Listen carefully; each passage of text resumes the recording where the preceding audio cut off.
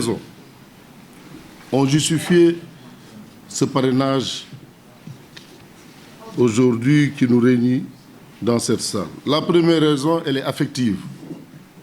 Affective parce que, comme Ibrahima Gassama vient de le dire, j'ai connu Ibrahima Gassama avant de connaître le reste de sa famille.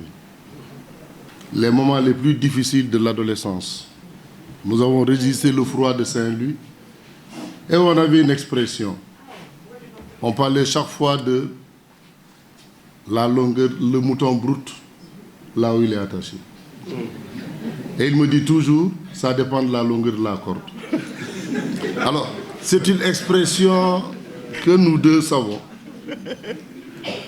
Quand je lui dis le mouton brut, là où il est attaché, il me dit, ça dépend de la longueur de la corde. Alors, à travers lui, j'ai connu son grand frère, Fou Alassane, qui nous a beaucoup aidés pendant ces moments difficiles. Il y a la plupart du temps des jeunes venant de Ziguinchor de Tamba qui étaient à Saint-Louis étaient rentrés parce qu'ils ne pouvaient pas résister ni au froid, ni aux conditions d'hébergement. Il n'y avait pas de famille, il n'y avait pas de famille d'accueil. Il y avait beaucoup de lycées, beaucoup d'élèves venant de la case de Tamba étaient là, mais ils étaient obligés de rentrer. Nous avons résisté, nous sommes restés. Parce que nous avons cru que c'était un moment important du passage de notre vie. Et comme on venait de la Casamance, on a appris la résistance, on a résisté. La deuxième raison, elle est professionnelle. Moi, je suis enseignant, je me réclame toujours enseignant. On dit toujours dans les méandres de la réflexion, pour trouver solution, il faut toujours aller dans le sens de sa profession et non de sa fonction. Président du CASPOR, président du conseil d'administration, tout ça va s'effondrer. Mais la profession ne va jamais s'effondrer.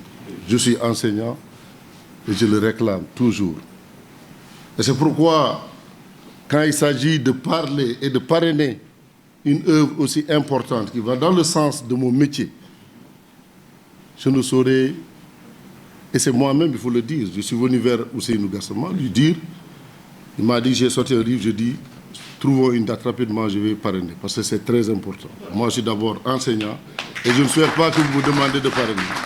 Il me dit, non, j'ai dit, on va parrainer ça, le 25, je reviens uniquement pour ça, et retourner s'il le faut, parce que c'est un livre de chevet. Et comme je me retrouve dans ce livre, quand on parle de pionniers à Bignona, j'étais en ce moment responsable régional de l'alphabétisation à Ziguinchor avec les Daouda Dramé. Nous avions les écoles communautés de base. Nous avons eu des performances à Nialokan, où pour la première fois, une école communautaire présente des candidats au CEP et nous avons eu 11 admis sur 12. Voilà une expérience qui venait de naître en Casamance. Et à Gungoulou aussi, où nous avons créé une école communautaire de base. Et après l'école communautaire de base, Alcine Gassama, inspecteur, a transformé l'école en école formelle. Donc nous avons été les pionniers pour la création de cette école-là. Donc quand j'ai vu tout ça, je me suis dit, ce livre mérite d'être parrainé, reparrainé et reparrainé.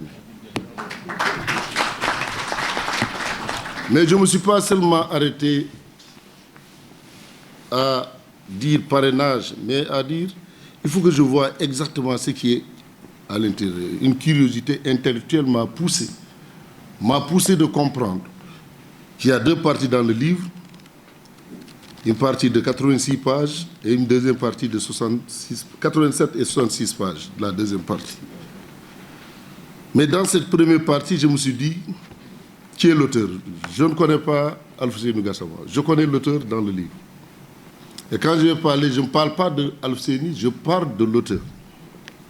Alors, déjà, dans le préambule, je me rends compte que l'auteur se dévoile d'abord et fait ce qu'on appelle du Amadou Kourouma, Soleil des indépendances, qui dit que j'utilise une littérature africaine d'expression française. Quand il parle le Mandika dans son livre, quand il dit Fama est fini dans le Soleil des indépendances, pour dire Fama Bantale, il est mort. Vous, Olof, vous le lisez Fama est fini, vous n'allez rien comprendre. Mais un Mandinka, quand il entend Fama est fini, c'est que Fama a Bantale. Il parlera de Tilkando, le soleil chaud. Donc, j'ai d'abord remarqué cela et j'ai vu que quand il parle, par exemple, un noble étranger arrive, quand il le dit dans son préambule, il retrouve l'expression en soninké Mukisera ou Asokendi. Il se fait trahir déjà. Je me dis, ah, attention, j'ai un auteur qui est en face de moi et qui va utiliser beaucoup sa langue. Il est soninké. On retrouvera beaucoup de mots soninké dans le livre et qui fait encore le plaisir de lire ce livre-là. On apprendra quelques BAB de soninké. On comprendra que ce qu'il veut dire en soninké, il trahit sa pensée parfois en voulant être conforme à la langue française et le niveau de langue baisse. Quand il dit, son père lui disait, fils, vivre sa vie est chose facile.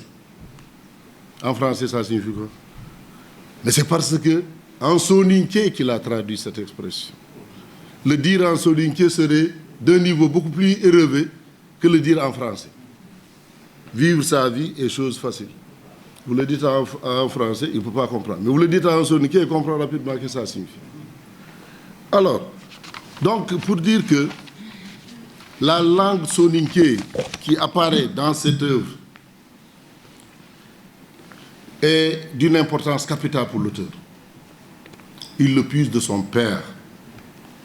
Il ne parle jamais de papa ni maman dans tout le livre. Il parle de père, de mère. Parce qu'au-delà de papa, qui est une expression, un mot affectueux, le père, non seulement il est affectueux, affable, au-delà de ça, c'est un modèle. Il s'inspire de son père. Et c'est pourquoi dans toutes ses œuvres, la première œuvre dont fait allusion le professeur Noah, et la seconde œuvre, il parle toujours de son père, de sa mère, parce qu'il s'identifie à ses parents. Et c'est pourquoi il n'utilisa jamais papa. Papa s'arrête seulement à l'affectif. Mais va au-delà de papa pour parler de père. Mais ce qui est à retenir de l'auteur aussi, en parlant de sa famille toujours, vous verrez dans le livre, je fais la publicité du livre pour attirer les uns et les autres à pouvoir le découvrir. Vous verrez à la page que l'auteur parle peu de son épouse. Il a parlé une seule fois de son épouse, à la page 38. Quand M. Diémé était venu pour tenter de corrompre l'inspecteur qu'il était parce que son fils devrait être candidat au concours des instituteurs. Alors, il a refusé les 2 bœufs que Diémé a apportés et Diémé s'est mis en sanglots. Son épouse ne savait pas pourquoi. Il était venu lui dire, mais avec toutes les relations que nous avons avec Diémé, pourquoi vous avez fait pleurer Diémé? Et quand il a expliqué à son épouse, elle a compris. L'expression derrière ou à côté d'un grand homme, il existe toujours une grande femme. Mais s'il l'a cité une seule fois dans l'œuvre, c'est par rapport à son caractère. Je me demande si Ousseynou Gassama, et cette fois-ci je ne parle pas de l'auteur, je parle de Ousseynou Gassama. Je me demande est-ce qu'à son jeune âge, il allait en boîte de nuit. Point d'interrogation. Et je me rends compte que c'est le sérieux dans la gestion. Si vous n'êtes pas polygame aujourd'hui, je vous le comprends. Alors, il cache l'amour qu'il a vis-à-vis de sa femme, mais tout en démontrant un aspect important de la vie d'un couple, conseiller son mari. Et ça, j'ai beaucoup aimé et je l'ai noté à la page 38. Mais aussi, il parlera de son frère. L'auteur a beaucoup de frères. Machallah. Sadio, je connais, Ibou et d'autres encore. Papela, le grand frère. Mais il parle souvent et seulement de Alassane Gassama. Il faut Alassane Gassama. C'est parce que c'est le cordon ombilical. C'est son frère jumeau. Il sera toujours trahi par cette expression Alassane Gassama. Alassane Gassama. À telle enseigne qu'on peut penser que l'auteur a un seul frère. Mais c'est parce que justement, c'est son jumeau. Alassane, c'est Ousseynou, Ousseynou, c'est Alassane.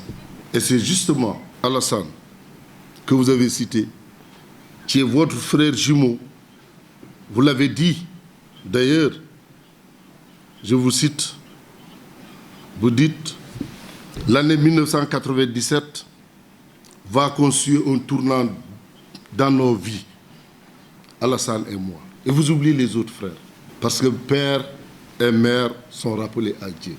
Mais un tournant décisif, Alassane et moi.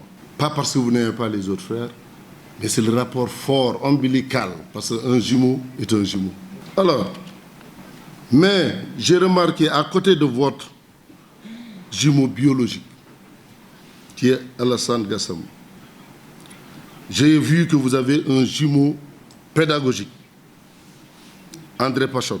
Vous l'avez cité à la page 43, qui venant d'Europe vous a trouvé dans le Foundiougne et qui a beaucoup contribué dans ta vie. Toutes les personnes qui ont été citées ont marqué votre temps, ont marqué votre vie. André Pachot fait partie.